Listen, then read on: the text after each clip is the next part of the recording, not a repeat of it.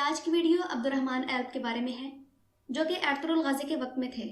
اور یہ Ertugrul Ghazi کے ان چند جانبازوں میں سے تھے جنہوں نے ترگت ایلپ کی طرح لمبی عمر پائی۔ تاریخ میں ان کا نام ایک بہادر کمانڈر کے طور پر موجود ہے جنہوں نے بہت ساری جنگیں لڑی اور بہت طویل عمر پائی۔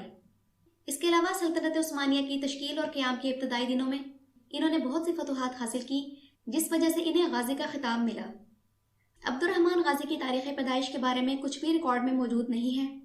اور ان کی وفات اورحان غازی کے دور حکومت میں 1329 عیسوی میں ایس کے شہر قصبے کے قریب ایک گاؤں میں ہوئی جہاں وہ رہا کرتے تھے اور جن کا نام بعد میں ان کے نام پر رکھا گیا۔ سوت میں ارطغرل غازی کے مقبرے کے باہر موجود ان کی قبر اعزازی قبر ہے جبکہ ان کی اصل قبر سماندرہ میں ہے جو کہ استنبول کے عبد الرحمن ڈسٹرکٹ میں ہے۔ بہت سے لوگ عبد الرحمن غازی کو ایک صحابی عبد الرحمن غازی رضی اللہ تعالیٰ عنہ کے ساتھ کنفیوز کر دیتے ہیں، مگر دیرلش ارطغرل میں دکھائے گئے عبد الرحمن غازی ارطغرل غازی کے وقت میں تھے اور انہوں نے آئدوس قلعہ فتح کیا تھا جبکہ یہ سماندرہ میں دفن ہے۔ جبکہ صحابی عبد الرحمن غازی کی قبر اور مسجد ارزروم میں ہے اور یہ حضور صلی اللہ علیہ وسلم کے ساتھیوں میں سے تھے اور ارزروم کی فتح کے دوران انہوں نے شہادت پائی جس کی قیادت ایاز بن غنم کر رہے تھے جو کہ حضرت عمر رضی اللہ تعالیٰ عنہ کے بہترین کمانڈروں میں سے تھے۔ عبد الرحمن غازی نے ارطغرل غازی اور ان کے بعد عثمان غازی اور اورحان غازی رکھا۔ عبد الرحمن غازی نے برسا کے 9 سال پر مبنی طویل محاصرے میں حصہ لیا جسے عثمان غازی نے شروع کیا تھا، مگر اس محاصرے کے دوران عثمان غازی شدید بیمار ہو گئے اور اس دنیا سے چلے گئے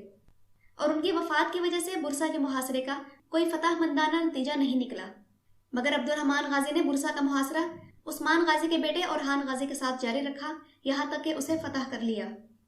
اورحان غازی کے ساتھ بھی انہوں نے بہت سے قلعوں کی فتوحات میں حصہ لیا اور بہت سی جنگیں لڑی اور اس طرح انہوں نے تاریخ میں دنیا کی سب سے بڑی اور طویل عرصے تک رہنے والی سلطنت کی تشکیل اور قیام میں حصہ لیا۔ انہیں تاریخ میں آئدوس قلعے کا فاتح کہا جاتا ہے جو کہ 1328 عیسوی میں فتح ہوا۔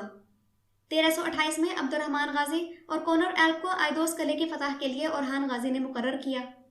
مگر اس قلعے کا دفاع بہت مضبوط تھا اس لیے اس کی فتح نے بہت وقت لیا۔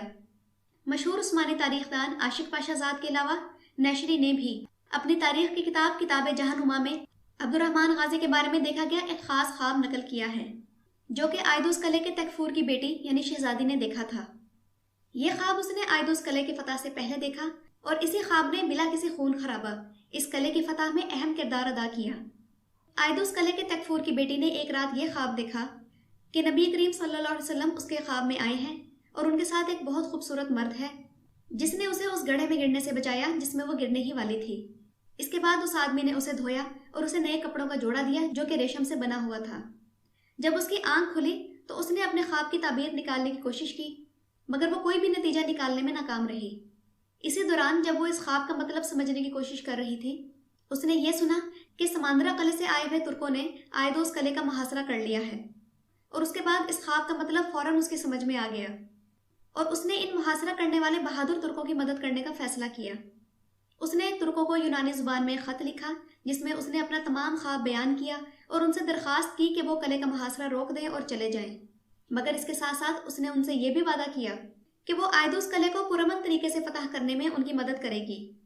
مگر اس شرط پر کہ اگر ترک قابل اعتماد ساتھیوں کا ایک گروہ اس کے پاس بھیجتے ہیں جو کہ اس سے قلعے کی دیوار کے پاس آ کر ملے۔ اس نے خط ایک پتھر کے ساتھ باندھ کر قلعے کی دیوار سے گرا دیا جو کہ عبد الرحمن غازی کے پیروں میں گرا۔ انہوں نے اس خط کا ترجمہ کیا اور فیصلہ کیا کہ نبی کریم صلی اللہ علیہ وسلم کا اس شہزادی کے خواب میں آنا ایک اشارہ ہے کہ وہ اس پر بھروسہ کر سکتے ہیں اور اس کی تجویز کو قبول کر سکتے ہیں، مگر اس کے باوجود وہ یہاں سے نہیں جانا چاہ رہے تھے تو انہوں نے قلعے کے لوگوں کو دھوکہ دینے کے لیے ایک چال کھیلی۔ کونر ایلپ کی ہدایت کے مطابق انہوں نے ایسے دکھاوا کیا کہ جیسے وہ قلعے کا محاصرہ ختم کر رہے ہیں اور ادھر انہوں نے سماندرہ قلعے کو جزوی طور پر آگ لگا دی اور اس طرح انہوں نے یہ تاثر دیا کہ سماندرہ قلعے کو لگنے والی آگ کی وجہ سے وہ پریشانی کا شکار ہو گئے ہیں اور اس وجہ سے یہ محاصرہ اٹھا رہے ہیں۔ اسی رات عبد الرحمن غازی اور ان کے ساتھیوں کا ایک گروہ شہزادی کی ہدایت پر قلعے کی دیوار کے پاس کھڑا ہوا جبکہ عثمانی فوج کے باقی سپاہی قلعے کے مرکزی گیٹ سے کچھ دور اپنی پوزیشنیں سنبھالے ہوئے تھے۔